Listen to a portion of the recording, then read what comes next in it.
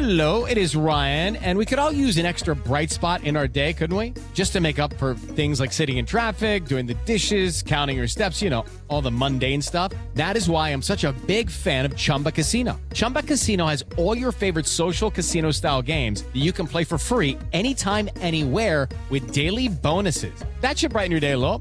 Actually, a lot. So sign up now at ChumbaCasino.com. That's ChumbaCasino.com. No purchase necessary. VGW Group. Void where prohibited by law. See terms and conditions. 18+. Tape Deck Media. I'm Chris Chapman. And I'm Aaron Fresquez. I'm Joseph Beck Castro. Cool. And together, we produce a comedy podcast about the films of Arnold Schwarzenegger called See You at the Potty, Richter. See you at the party, Richter. Like that. You need to say it with accent. Yeah, come on. Don't you know accents? That's not Arnold Schwarzenegger accent. This is a Schwarzenegger accent. It's an accent, sure. Anyway, listen each month as we take you through Arnold's career, one movie at a time. For each movie, we'll explain the plot, discover some fascinating trivia about its production and promotion, and rate the film on its quintessential Arnoldness. That's what we do. I mean, that's what we do. That is Joe's accent is a lot better than my accent. We know you have a lot of choices in the comedy deep dive into the filmography of the world's most charismatic bodybuilder genre of podcasts, but please consider giving us a shot. Come on, do it now. Do it. Subscribe. Good morning, Ruddlers. I'm going to make this one very quick as I am just coming off the end of a bit of a cold, so I'm still feeling a little bit under the weather. I was planning on doing an episode today that was sort of like a book club. I've read a couple of books over the New Year's, but I don't want to be talking like this for an hour or two. So I'm going to pull one slightly ahead of schedule again. This week I'm going to be joined by a comedian from up in Auckland. His name is Mudit Mahajan. We've worked together a little bit before. He was a part of that What Do We Reckon project a year or two ago, whenever that was. And I believe he is a regular at the Classic Comedy Club up in Auckland. Now, this episode was formatted originally as a Tiny Joyce, but the bulk of it we ended up talking about professional wrestling as apparently I didn't know he was a wrestling fan, but he knew that I was a wrestling fan, so we'd never talked about wrestling before. So it's going to be another wrestling episode. I won't hold it against you if you skip it because you don't like wrestling. But like I said, I'm on the mend, probably another couple of days, and I should be right as rain. I'll get ready to record the book club. The two books, I'll give you a little teaser. I'm going to be talking about a book called The Invisible Hook, which was a book about pirates and economics, and the other book was Kitchen Confidential by Anthony Bourdain.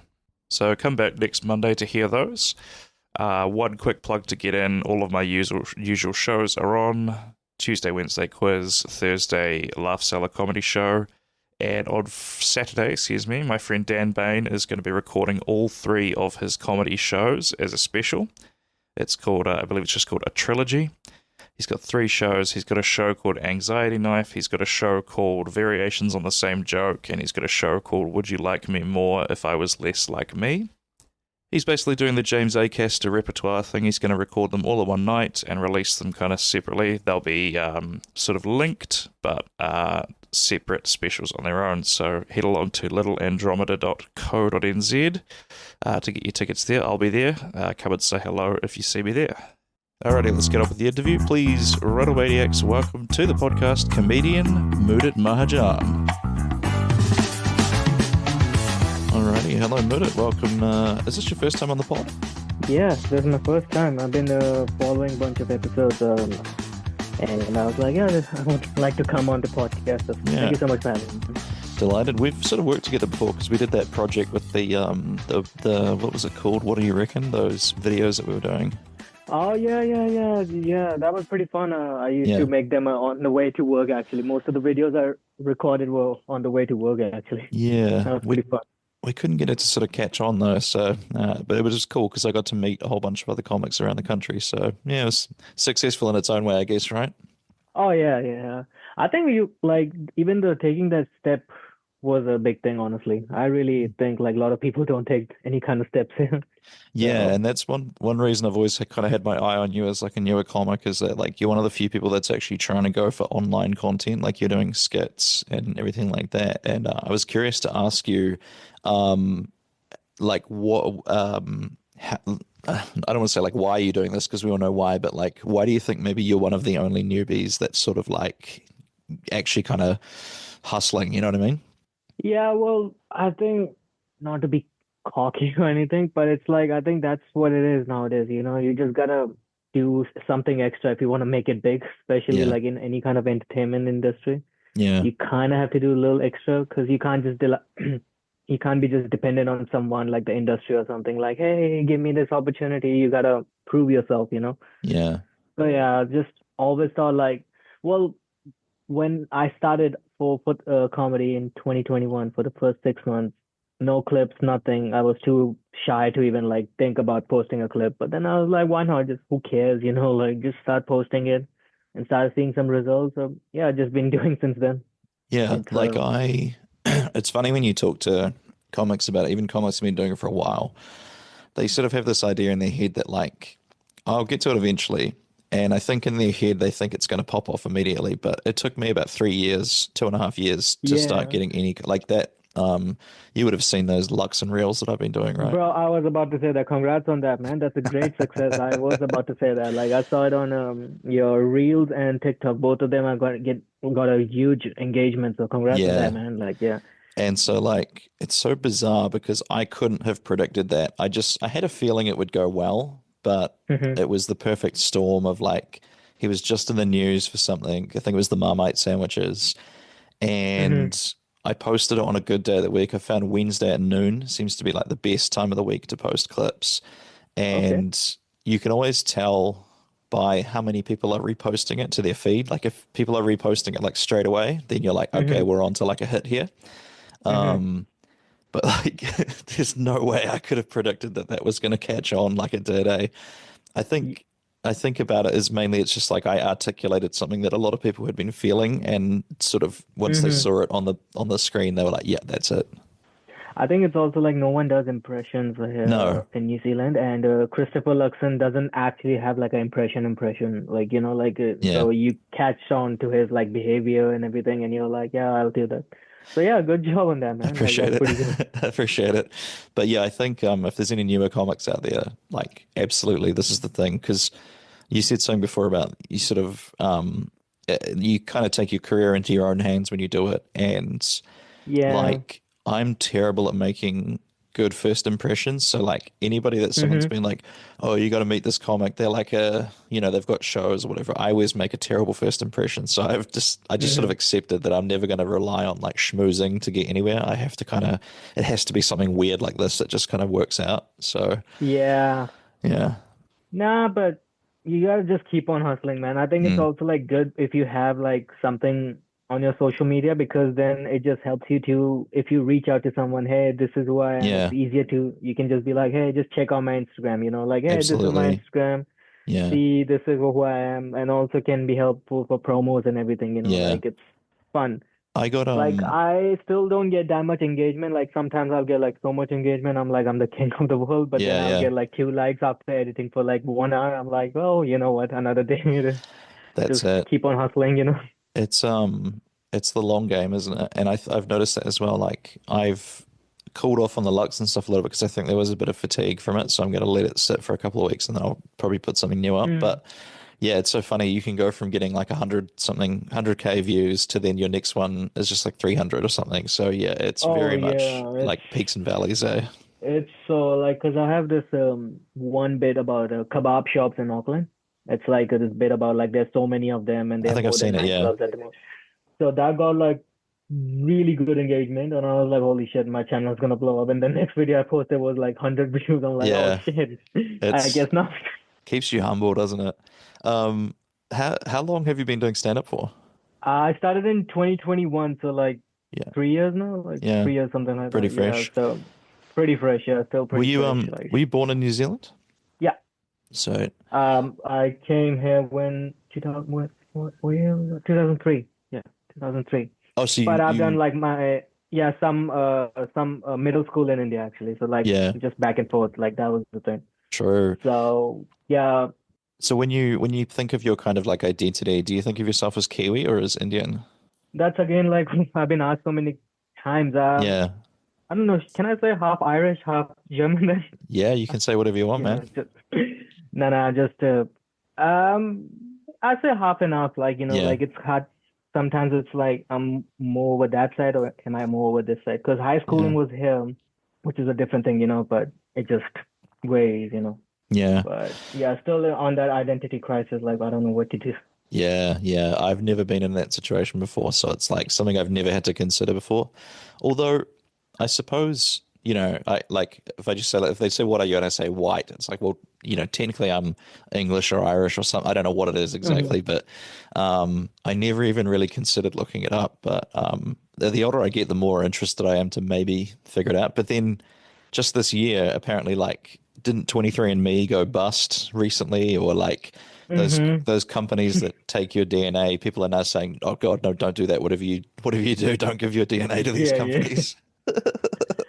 I've heard like you can't be one thing in that 100%. Like I'm Yeah, pretty sure I'm not 100% Indian in that. I'm pretty sure. yeah, Like you gotta have some point per 5% something. yeah, Otherwise you're just absolutely.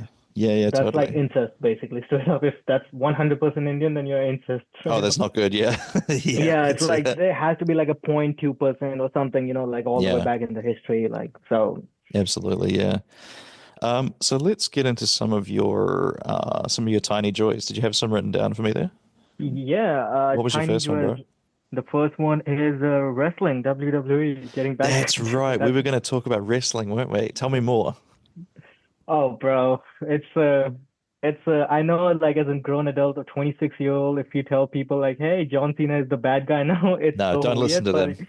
Don't listen to like those fuck them, heathens, like they Mudit. don't know. It's like, bro, here's the thing, you guys are excited for the new John Wick movie. It's the same, bro. Like, how do Uh-huh. I explain that? It's literally the same thing. Like recently watching that promo of John Cena as the heel was Yeah. absolute cinema. I Yeah. watched it on fucking at my workplace on speakers. I don't care.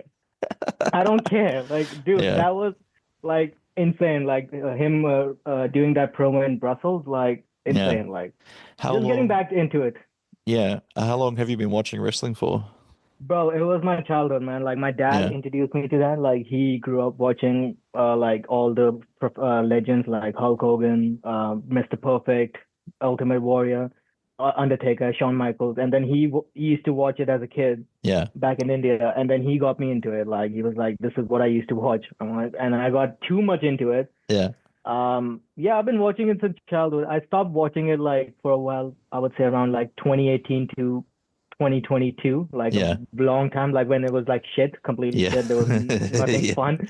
It was really bad. I used to like try sometimes watching. I'm like, it's not fun anymore. But I think I got back too much into it again when Cody Rhodes became the top guy of the company, like in Mm. 2023. So Yeah. now it's pretty fun to watch. Like it's fun. Yeah. Like yeah, like It's so funny to I, to tell people that you say you watch wrestling, and then you you also have to tell them like, oh yeah, there was about 10 years where it was really bad, but I still watched every day. And then they're like, what? Why were you watching if it was bad? And you're like, because I don't know. There's a hole in my soul that needs to be filled. What other reason?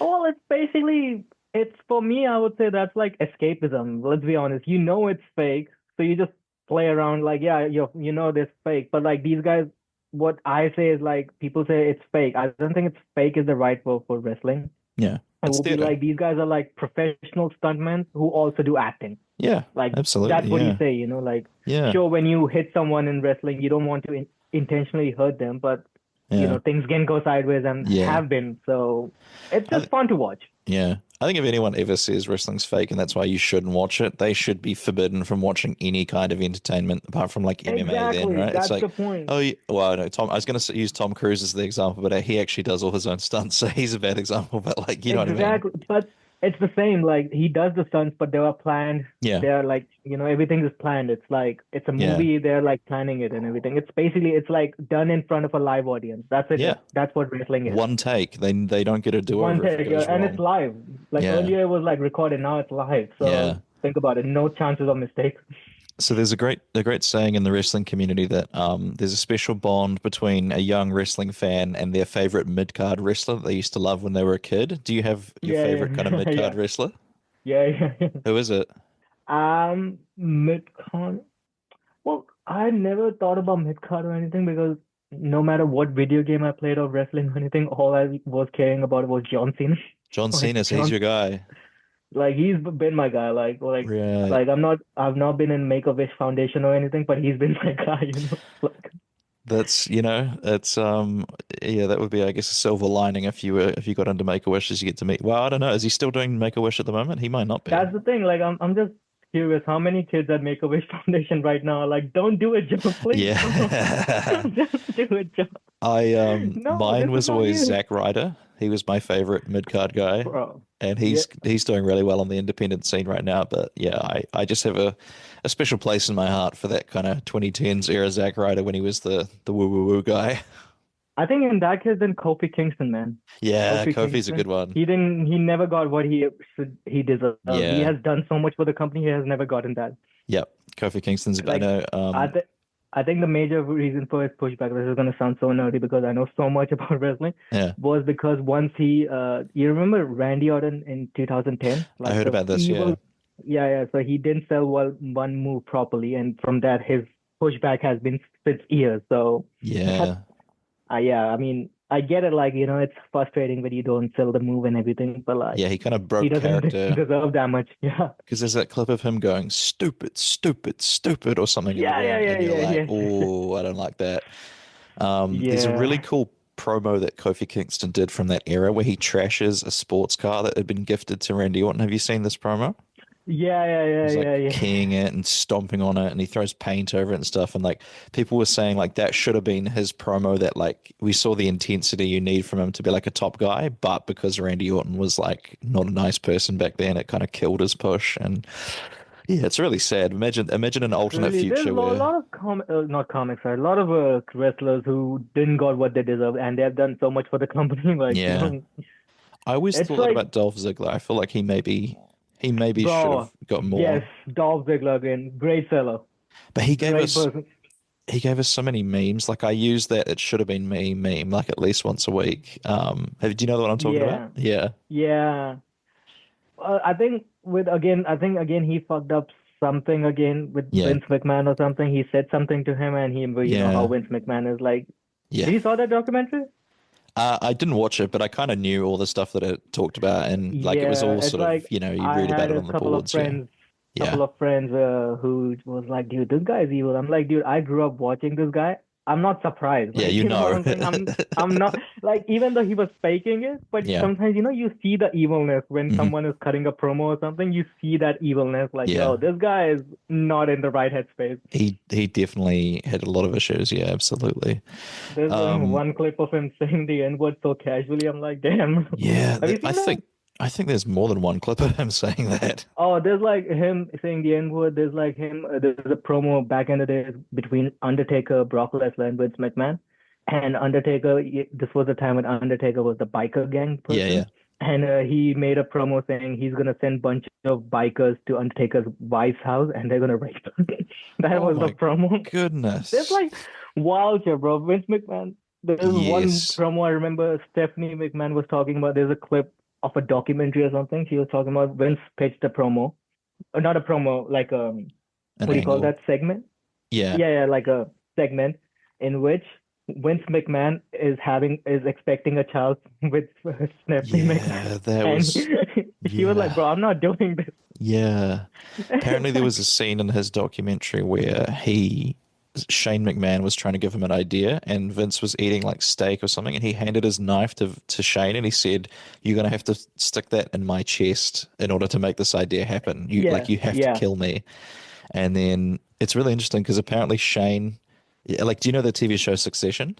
Yeah, I've heard about it. I've not seen it. I've So heard like about it, yeah. if you watch Succession, I suspect there's a lot of Vince McMahon in the main dad character, Logan Roy. There's like a lot of Oh, okay. a lot of stuff that I'm sure Vince has said or done this before. And Yeah.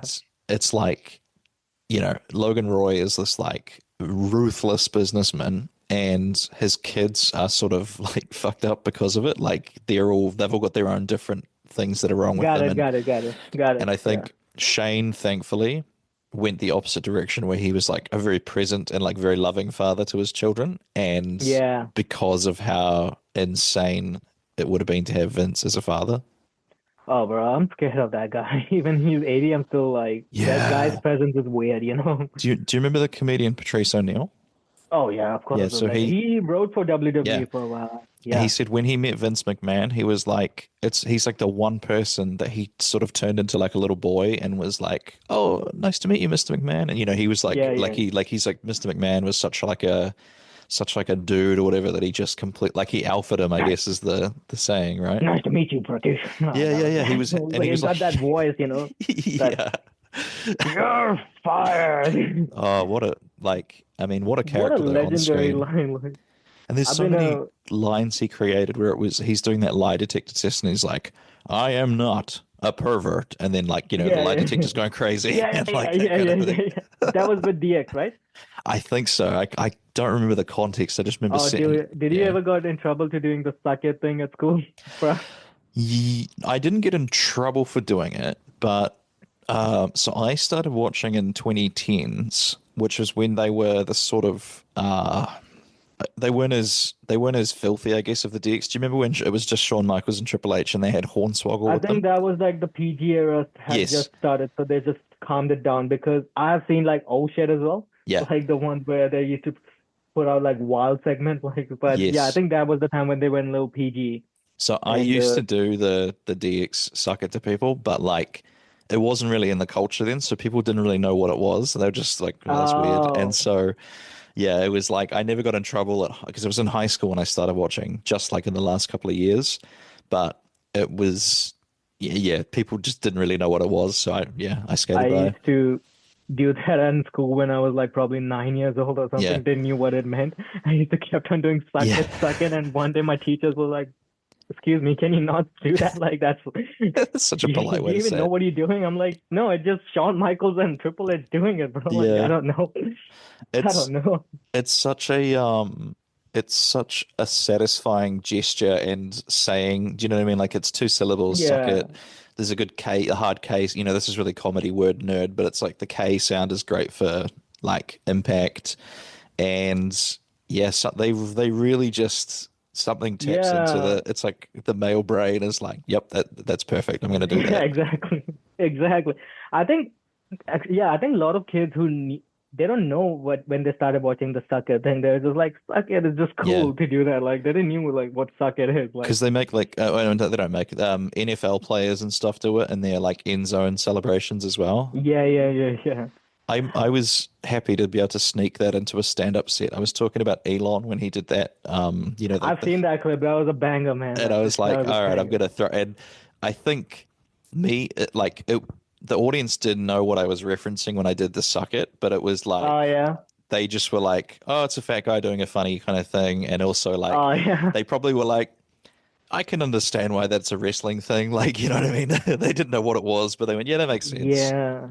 It's kind of like I feel like finding people who are interested in wrestling is harder in New Zealand. Like people are more towards UFC over here. Yeah. I don't meet many people. Like if I mention, "Yo, do you know WWE?" Like, dude, what the fuck is that? Like, I watch cool shit like Johnny Bravo. Like, okay, bro. To be fair, Johnny Bravo was pretty cool, but yeah. Johnny Bravo is my dream, bro. Being unemployed and being living with your mother, being at the gym and living on my mom's paycheck. Like, that's my dream, brother. That's the millennial dream, and right getting there. rejected by every girl I talk to. That's the dream. That's too rich real life. So what was your next joy there, man? Next joy is definitely stand-up, man. That's my next joy. Stand-up, just too much into it. Yeah. Sometimes I feel like I need to stop. Sometimes watching too much stand-up, you get that. Yeah, but I mean, it's like if you look at any person who's like high performing in their field, they were kind of obsessed with whatever they do. Like, like David Beckham, there was his documentary where it turns out he used to just be in his backyard when he was a teenager, just kicking free shots, and like it's a bad reference to make because Conor McGregor's sort of gone the Vince McMahon route, but he always used to say like, I'm not talented, I'm obsessed. And so yeah, it's like I think you have to really live something like this to kind of have a real go at it. You know what I mean? You can't kind of go be like half in, half out with stand up. Yeah, you just gotta go in. Like that's the thing. Like you can't just expect like after 5 gigs you're gonna make it on some big show or something. You gotta eat shit for like maybe a month. You have to be willing to. You have to be willing to fail a Yeah. lot, I think, to get good at stand up as well. Oh yeah, I think a lot of people they do stand up, but they're not ready for actually going all in. Like I've seen that a lot of times, especially in Auckland, because you see new comics all the time, and which is your choice. Do whatever you want. I've seen that happening. Yeah. A lot of comics are just like not willing to go all in. You gotta go all in with this. You know? You kind of have to have that thing, like grind more or whatever. So like. What level are you at? Have you got some pieces together to do like a 30-minute set or like an hour show? Like what are you kind of working on right now? So at the moment, I'm probably me and Connor, we are gonna do the Intrusive Talks live again. Yes, that's so right. we both of us have definitely like a strong 20 for sure. Yep. At this point, like over the 3 years of time.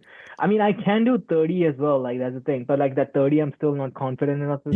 That's an issue with like it just right now. Also, there's an issue that there's not a lot of open mics in Auckland. I don't know. I've heard that. Yeah. Like within 1 week of time, we lost like I think 7 open mics, like all together. Like that's like hard. something like that. Yeah. Right now, there's the classic. There's one called the Ding Dong, and then there's Red Bar. Yeah. Very few gigs left at the moment. Yeah. So there's like not a lot of stage time to actually go on and just practice. Like at this moment, I'm only doing 1 gig a week, which is not enough. So right now, I think I want to once again do like that 20 minutes, which me and Connor did earlier, like at Whangarei Fringe. So that's what I'm aiming for, like doing the live podcast again and like doing like a strong 20 at this moment. That's what my aim is. Nice, man. So what was your next Tiny Joy there? Next 20 Joy, I like movies, man. I'm a big fan of like movies. Like I'm so big fan of movies. I've actually taken like an elective paper during my University of Filmmaking. Cool. And that was a good decision because I was about to do that like as a major. I'm like, it's good that I took that as a major because unemployment doesn't sound that funny. Yes, it's that sounds like a wise decision. I was going to say, do you know Tristan Miller up in Auckland? Yeah, he's from New York, right? Yeah. I think Tristan uses they pronouns, but they have got a podcast about movies. So if you want, I can put you two in touch, and you could jump on the podcast. Definitely, man, definitely. Like I'm not too much of a what do you call like a cinephile or something, but like still I'm like I like to know the process of filmmaking and everything. I'm pretty much into that. I know certain kind of how directions and everything work and everything. Not too much into it. But like I'm a fan of like filmmaking and everything. Yeah, absolutely. Like, well, I'll send a message later on and see if we can tee that up. But do you have like a favorite movie? No, not a favorite. I don't have like a favorite anything like color, music or anything. But I have a bunch of movies that I can watch again and again. Like one would be definitely I think which one was that? Wolf of Wall Street. That's one of my again and again movie. Like the way it has been filmed and everything. I think it's best. What's the director's name? Martin Scorsese. Scorsese. Yeah, I think that's his best work. People say Taxi Driver is his best work. I think Wolf of the Wall Street is interesting. His best work. I always find that scene, when he's like on the phone and he's doing his first sales pitch to that guy where he's selling like aerotine. It's like something about the way that scene is shot is just so crazy because like he walks into that office with like he's come from Wall Street. And then there's, the guys with the ties and the guy. And then they're like just dudes wearing like golf shirts and they're all kind of weird. And then they're kind of weird. And he comes in with a nice suit, a watch and everything. He's like, and the way he's like, if you make 50% profit, I'm going to give you a blowjob personally. Yeah. The guy looks like he's actually willing to do that. Like he kind of has this like he's so sort of desperate to make money. Yeah. Like this hopefulness in his eyes. And just the way he's just like, he goes through that sales pitch of like, what does he say? He's like, this might be the biggest thing I've seen come out of the Midwest. And then it just cuts to like their little shed is just like a garden shed. And that scene is like, I just go back and rewatch it sometimes because it's just so kind of masterfully done. No, but like speaking of movies, like how I was thinking this last night. There's a lot of like movies, like lonely men movies, like Taxi Driver. I love it. There's Like a lot of American these Psycho movies is out another there, one, right? like about lonely men, like Taxi Driver, American Psycho, Joker, I don't know, Fight Club, like all these things, like what a lonely man can do. It's like usually to a destruction, terrorism, riots, or anything like that, It's always I mayhem. still haven't, I want to know, what do lonely women do? Like, what's the destructive part a lonely interesting. woman will take? Because I all never they thought show is about that. when a woman is lonely, all she's doing is just like drinking or smoking. That's the most she does in a movie. That's interesting. Or just cries about her ex. Like that's like I'm so against that. Like it's like, dude, what are you doing? Tell me, like Right. I want to see like a female Joker. That'd be cool. Yeah. I wonder who's Maybe someone. had Lady Gaga, which was bad. But that was pretty I've bad. heard that movie is pretty rough. Yeah, I've not seen it myself. Honestly, if you have not seen it, honestly, that movie, the main reason that movie shouldn't have been made is because it's a joke. If you've seen the first movie, right? Yeah, I've seen the first one. The first movie, this guy is sad, depressed, okay, and he's just getting beaten by kids out on the street. He goes to jail. He gets free cigarettes, free healthcare, free comfort, and everything. And he gets a woman for a first time in his life. I don't know why he wants to escape that jail. There's no reason. So his life improves when he goes to jail. Yeah, his life actually improved. He gets with a woman for the first time. That's what they show in the movie. That's the first woman he gets. I think he's like in his late 30s or something. Yeah. That's his first woman he gets with in that jail. Oh wow, that's fascinating. That movie is so like, I don't know why they made it into a musical. I think that's it an was just a interesting bit decision. big because the director of that movie, Todd Phillips, he didn't want to make that movie. And they were like, no, we're going to give you 10 times more budget and everything. So I think it's just a big middle finger to Warner Bros. He's like, fuck you all. It's kind of like I'm going to kill my creation, so you can't force me to do another one. That was the thing with because he's the same director of the Hangover movies. I don't know if you know. I've not seen them, but I know them. You're not seen Hangover? So the first two, really funny, really make sense. The part 3 of the movie is like, because the franchise got so popular, they made it. The third part is just useless. There's no hangover in the third part because the movie, like the first part is 4 friends, they meet, they drink, and one of the guy spikes the drinks and they get a hangover and then they do wild shit. Right? Same thing in the part 2, but in the part 3 it's just the fourth movie. There's no hangover in it. It's just, again, same thing. Made so much money, they're like, keep on making it, and the director was like, nah, I don't want to make it anymore. Like, but he had to. So that's fascinating to be a victim of your own success, eh? Yeah, it's just like you don't want to, because I think he didn't want it to make a part 2 ever. Like Joker was supposed to end on part 1. That was like the end of it. Like, he didn't want it to make it. I feel like that sometimes with the Lux and Reels where people they want more, but I've kind of run out of ideas for them. So I'm sort of like, I'm just like, I don't know what to do next. I think you can, like, if you can get someone to do like a scene with you, that would be fun. Like, you that are might be the move. and he or she can be like either Chloe Sorbeck or like, I don't know, Judith Collins, anyone, like, that would be fun. You guys are in the parliament debating. Like, I think if you can get someone who can play Chloe Sorbeck, that would be amazing, because if you've seen the debates between these two people, it's so fun.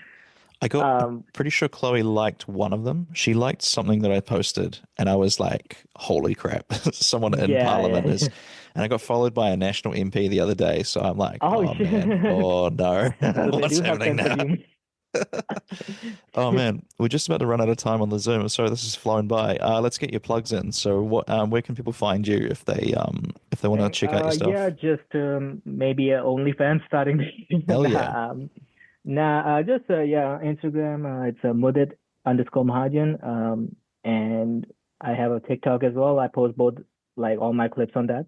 And you can follow my podcast, which is with another amazing comic, Connor Hopkins. It's called Intrusive Talks. It's just a podcast where we talk about random things about the world, or we have like a bunch of stand-up comedians on that.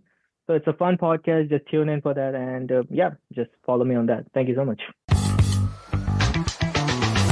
Thank you for listening to Ruddle Me This. Don't forget to hit subscribe and leave me a review on your favorite podcast platform. You can find me on social media at Taylor Ruddle Comedy on all the major platforms. You can also join patreon.com/Taylor Ruddle Comedy for free, which gets you access to all sorts of extras and behind the scenes content, as well as allows you to communicate directly with me and let me know what you think of the show. Tune in again next Monday for another episode of Ruddle Me This, and until then, Ruddler out.